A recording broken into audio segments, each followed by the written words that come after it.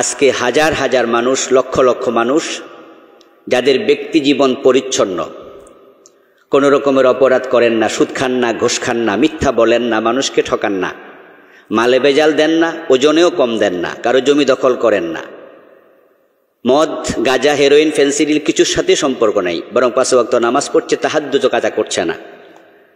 ওনার জীবনটা পরিচ্ছন্ন, ভালো মানুষ, কিন্তু একামতে দিন সম্পর্কে একবারে বেখবর। বরং একামতে দিনের কথা শুনলে একটু ভ্রু কুঞ্চিত করে, এটাকে নিছক রাজনীতি মনে করে দূরে সরে যাচ্ছে। এমন নামাজি হাজিগাজি বাংলাদেশে হাজার হাজার না, লাখ লাখ আছে। এই যে ভালো মানুষগুলো হাশরের ময়দানে যখন উঠবে, তখন তাদের জান্নাত কি সহজ হবে নাকি একটু কঠিন হবে, সেটাই হচ্ছে আজকের আলোচ্য বিষয়। একামতে দিনের পথ থেকে দূরে সরে গেলে একটু বিপদ আছে কি না, এই অনুভূতি সৃষ্টি করতে হবে আমাদের ভিতরে। সেটা যদি আমরা করতে চাই, তাহলে একামতে দিন সম্পর্কে আগে জানতে হবে। এই একামতে দিন, এই পরিভাষাটাই অনেকে বোঝে না। বরং বাংলাদেশে অসংখ্য মানুষ পাওয়া যাবে যারা ভালো মানুষ, নামাজি মানুষ, আলেম ওলামা, একামতে দিন এই শব্দটার পরিভাষার সাথে অপরিচিত তারা। বরং এই শব্দ যদি কেউ বলে, তারা নির্ধারিত একটি দলকে ইন্ডিকেট করে। এ শব্দ শুনলে বলে যে বুঝছি এটা মনে অমক, অথচ এটা কোরআনের, ডাইরেক্ট কোরআনের শব্দ। আনাকিমুদ্দিন, আল্লাহ তাআলা কোরআন মাজিদে সূরা শুরা 13 নম্বর আয়াতে বলেছে তোমরা দিন কায়েম করো। তাহলে এখন যদি কোনো দলের শব্দ হয়, বুঝতে হবে ওই দলটা কোরআনের আয়াত নিয়েছে, অন্যরা ত্যাগ করেছে। তো যারা কোরআনের এই মেসেজ ত্যাগ করবে, তাদের জন্য নিশ্চয়ই পরিণতিটা ভালো হবে না। আল্লাহর কোরআন এমন একটি কিতাব, যে কিতাবের বিসমিল্লাহর বা থেকে মিনাল জিন্নাতি ওয়ান নাসের সিন পর্যন্ত যতগুলো হরফ আছে, প্রত্যেকটার সাথে বিশ্বাস রাখা ঈমান। আমানতু বিল্লাহি ওয়া মালাইকাতিহি ওয়া কুতুবিহি। এখানে কোরআন আপনি পূর্ণাঙ্গটা একসাথে নেবেন মর্মে ঘোষণা করেছেন। আপনি কিছু নেবেন, কিছু বাদ দেবেন, এই অধিকার আপনাকে দেয়া হয়নি। তো পুরাটা যদি আপনি নেন, ওই কোরআনের ভিতরে আনাকিমুদ্দিন এ শব্দটা আছে, এটাও আপনাকে নিতেই হবে। যদি আপনি এটার সাথে দ্বিমত পোষণ করেন, তাহলে ঈমানই থাকবে না। যদি আপনি চুপ থাকেন, তাহলে প্রশ্নের মুখোমুখি হবেন যে কেন চুপ ছিলা। আর যদি এটা আপনি গ্রহণ করে কাজ করেন, তাহলে আশা করা যায় আপনি মুক্তি পাবেন। তো আমরা এই জন্য আগে একামতে দিন নিয়ে কিছু কথা বলতে চাই। একামত এবং দিন এ দুটি শব্দই আরবি। এ দুটি শব্দের প্রথমটি একামা, এর অর্থ হলো প্রতিষ্ঠিত করা, প্রতিস্থাপন করা, কোনো জিনিসকে দাঁড় করিয়ে দেয়া। শুয়ে আছে মাটিতে একটা লাঠি, আপনি এটাকে গর্ত করে দাঁড় করাইয়া দিলেন, এটা একামত হলো। কোনো জিনিস এলোমেলো হয়ে আছে, সুগঠিত নয়, সুশৃঙ্খল নয়, আপনি এটাকে সোজা করে দিলেন, সুন্দর করে দিলেন, সুগঠিত করে দিলেন, এটার নাম একামত। স্থাপন করা, কোনো জিনিসকে স্টাবলিশড করা। তো একামত মানে দাঁড় করিয়ে দেবেন। কাকে দাঁড় করাবেন? আর দিন, আন আকিমুদ দিন, আল্লাহ দিনকে।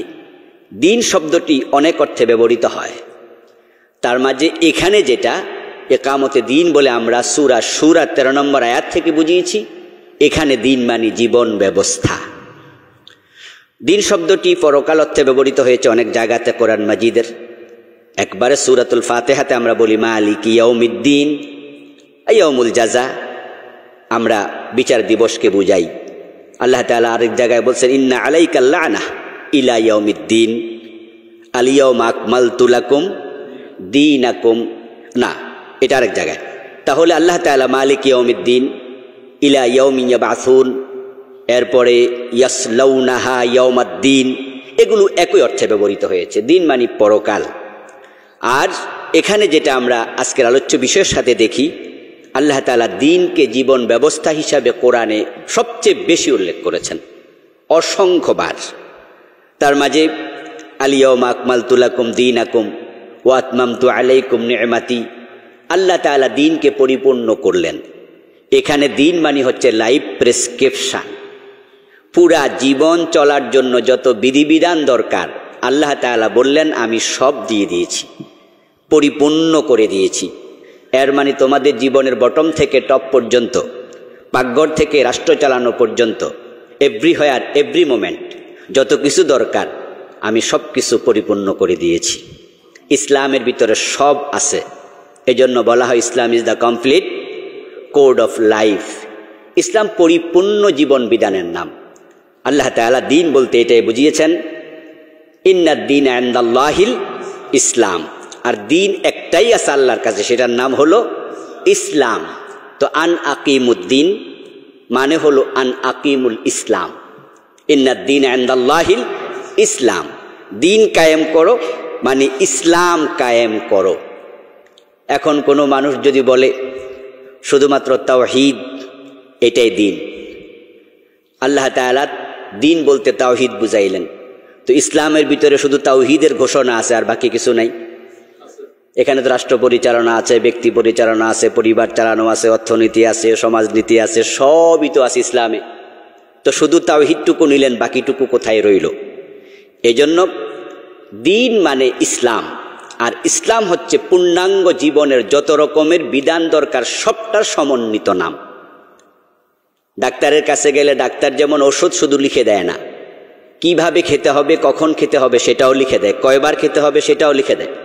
তো একজন রোগীর দায়িত্ব হচ্ছে এই প্রেসক্রিপশন সামনে নিয়ে ডাক্তারের দেয়া সাজেশন মোতাবেক ঔষধ সেবন করা, তারপরে সে আশা করা যায় সুস্থ হবে।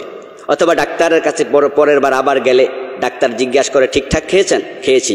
তাহলে ডাক্তার আপনাকে আর দোষ দেয় না, ডাক্তার তখন বলে তাহলে আমি ভাবি কেন এটা হয়নি।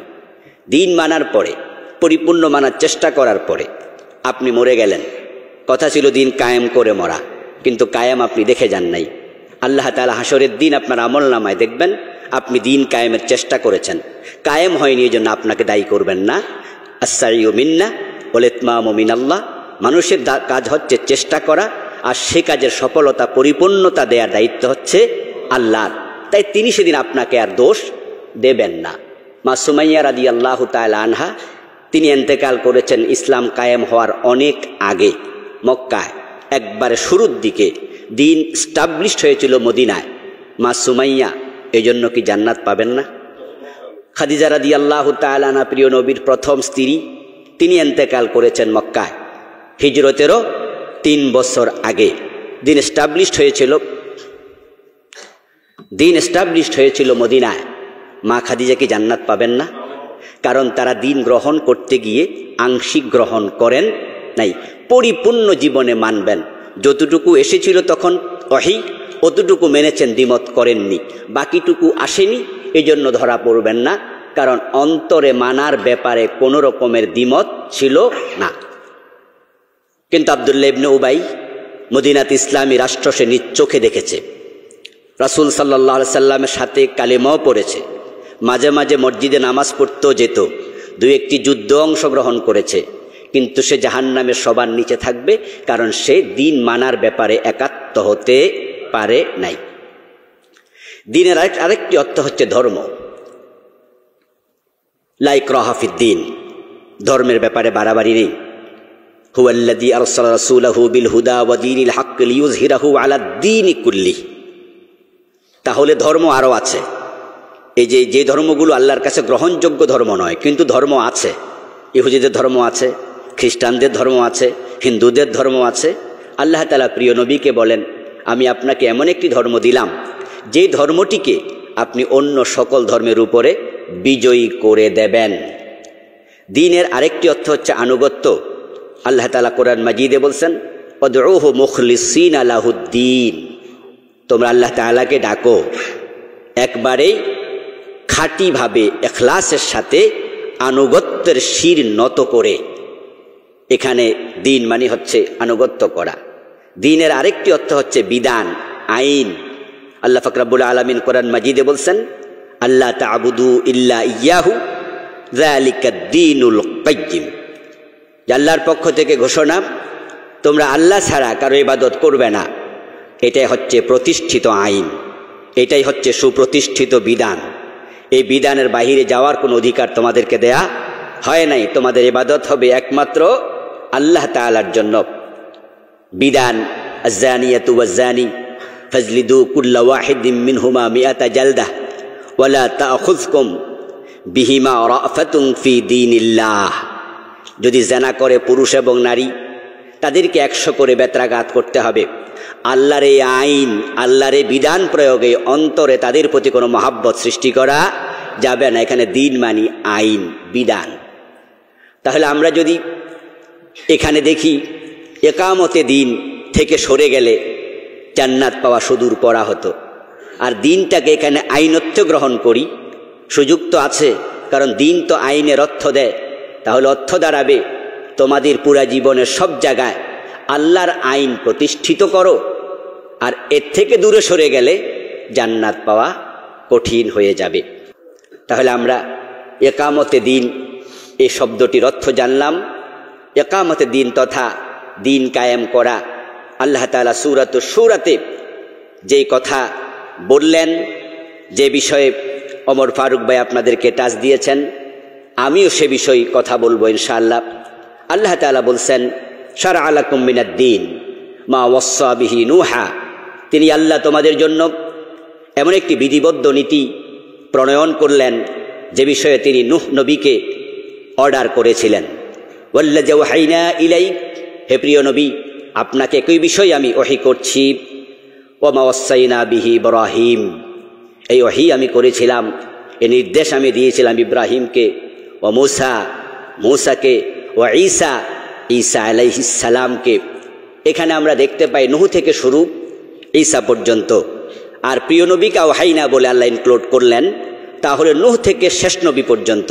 এই কথা বলে আল্লাহ তাআলা সকল নবীকে শামিল করেছেন। কোরআন মাজিদ হচ্ছে একটি মোলাক্খাস কিতাব। এখানে সব বিষয়ের বিস্তারিত আলোচনা আল্লাহ করেননি। তিনি বলেছেন ওয়ারকাউ ওয়াসজুদু, রুকু করো, সেজদা করো। কিন্তু রুকু একটা, সেজদা দুইটা, এইভাবে রুকু করতে হবে, এইভাবে সেজদা করতে হবে, বিস্তারিত আলোচনা কি কোরআনে আছে? নাই। রাসূল এগুলো প্র্যাকটিক্যালি দেখিয়েছেন। আল্লাহ তাআলা এখানে বড় বড় 5 জন নবীর কথা বললেন, বলে বাকি সকলকে শামিল করলেন। প্রিয় নবী মুহাম্মদুর রাসূলুল্লাহ সাল্লাল্লাহু আলাইহি ওয়াসাল্লামকে আল্লাহ বললেন কোরআনে, কুল মা কুনতু বিদআম মিনার রাসূল, আপনি বলে দিন আমি অভিনব হঠাৎ করে আগমন করা কোনো নবী নই, বরং আমার পূর্বে যারা ছিলেন আমি তাদের ধারাবাহিকতার শেষজন। তাদের কর্ম ছিল যাহা, আমার কর্ম হুবহু তাহা। নূহ আলাইহিস সালামকে আল্লাহ যে নির্দেশ দিয়েছেন, মূসাকে তাই, ইব্রাহিমকে তাই, ঈসাকেও তাই, আমি নবী মুহাম্মদ আমাকেও তাই। শারআ লাকুম, তোমাদের দায়িত্ব ঠিক তাই। আল্লাহ তাআলা নবী আম্বিয়া আলাইহিমুস সালামদের নাম উল্লেখ করে করে বললেন, আর শুরুটা করলেন আমাদেরকে দিয়ে। শারআ লাকুম মিনাদ দীন, আমি এই বিধানটা তোমাদের জন্য দিয়েছি। সব নবীকে যে দায়িত্ব আল্লাহ দিলেন, আমাদেরকে সর্বশেষ নবীর উম্মত হিসাবে যে দায়িত্বটা কাঁধে ন্যস্ত করে দিলেন, এটা কতটা ইম্পর্ট্যান্ট। সব নবীকে একই দায়িত্ব তিনি দিয়েছেন। আর সে দায়িত্ববোধ যদি না থাকে, তাহলে আমরা সকল নবী যা করেছেন তা থেকে ছিটকে পড়ে যাব।